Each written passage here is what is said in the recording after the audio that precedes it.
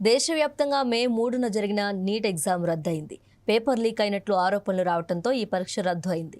పరీక్ష రాసిన వారి ఫీజును వెనక్కి చెల్లిస్తామని ఎన్టీఏ తెలిపింది. అలాగే నెక్స్ట్ పరీక్ష రాసేవారు ఎలాంటి ఫీజు చెల్లించాల్సిన అవసరం లేదని ఎన్టీఏ తెలిపింది.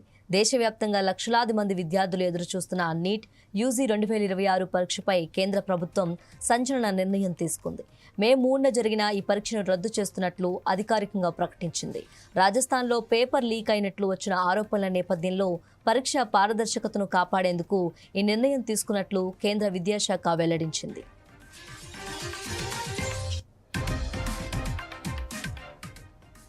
కాగా మే 3న నిర్వహించిన నీట్ పరీక్షకు సంబంధించి గెస్ట్ పేపర్ లీక్ అయిందనే వార్తలు రాజస్థాన్లో కలకలం రేపాయి.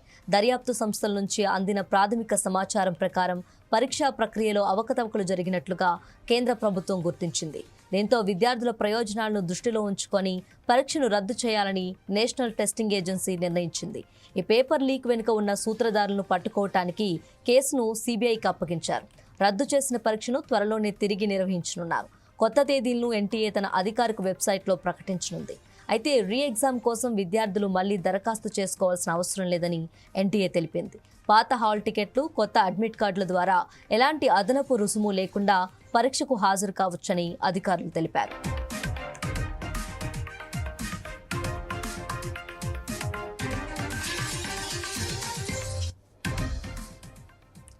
వైద్య విద్య కలలు కంటున్న లక్షలాది మంది విద్యార్థుల ఆశలపై నీట్ పేపర్ లీకేజ్ నీళ్లు చల్లింది. మే 3న జరిగిన నీట్ పరీక్షకు 2 రోజుల ముందే అంటే మే 1వ తేదీనే ఒక గెస్ట్ పేపర్ వాట్సాప్ గ్రూపుల్లో విపరీతంగా సర్క్యులేట్ అయినట్లు దర్యాప్తు సంస్థల విచారణలో తేలింది. సుమారు 410 ప్రశ్నలతో కూడిన ఈ ప్రశ్నాపత్రం ముందే బయటకు రావటం, అందులోని 120కి పైగా ప్రశ్నలు అసలు పరీక్షలో యథాతథంగా దిగటం ఇప్పుడు తీవ్ర చర్చనీయాంశమైంది.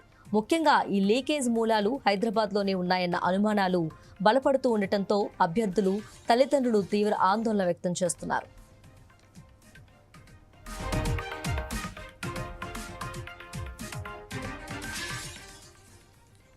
ఈ గెస్ట్ పేపర్ చదివిన విద్యార్థులు సునాయాసంగా భారీ మార్కులు సాధించే వెసులుబాటు కలిగింది.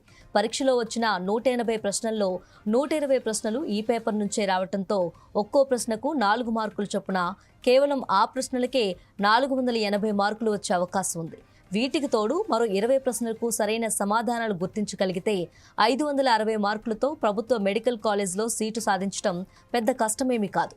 కష్టపడి చదివిన సామాన్య విద్యార్థులకు రావాల్సిన సీట్లను ఈ లీక్ అయిన పేపర్ ద్వారా అక్రమార్కుల తన్నుకుపోయే ప్రమాదం పొంచి ఉంది.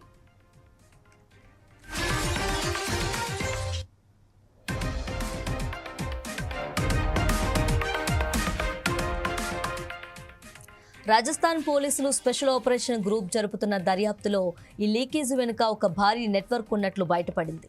మే 1న ఈ ప్రశ్నాపత్రం హైదరాబాద్ నుండి రాజస్థాన్, కేరళలోని కోచింగ్ సెంటర్లకు చేరినట్లు ప్రాథమిక ఆధారాలు లభించాయి. ఒక్కో పేపర్ను 2 లక్షల రూపాయల నుంచి 5 లక్షల రూపాయల వరకు అమ్ముకుంటున్నట్లు సమాచారం.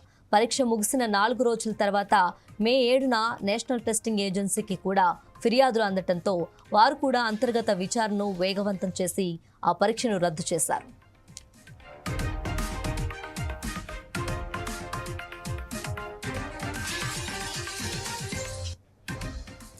నీట్ వంటి అత్యున్నత స్థాయి పరీక్ష నిర్వహణలో ఇలాంటి లోపాలు తలెత్తడంపై విమర్శలు వెల్లువెత్తుతున్నాయి. గత ఏడాది జరిగిన వివాదాల మరువకు ముందే 2026లో మళ్లీ అదే తరహాలో పేపర్ లీక్ అవటం విద్యార్థుల మనోధైర్యాన్ని దెబ్బతీస్తోంది.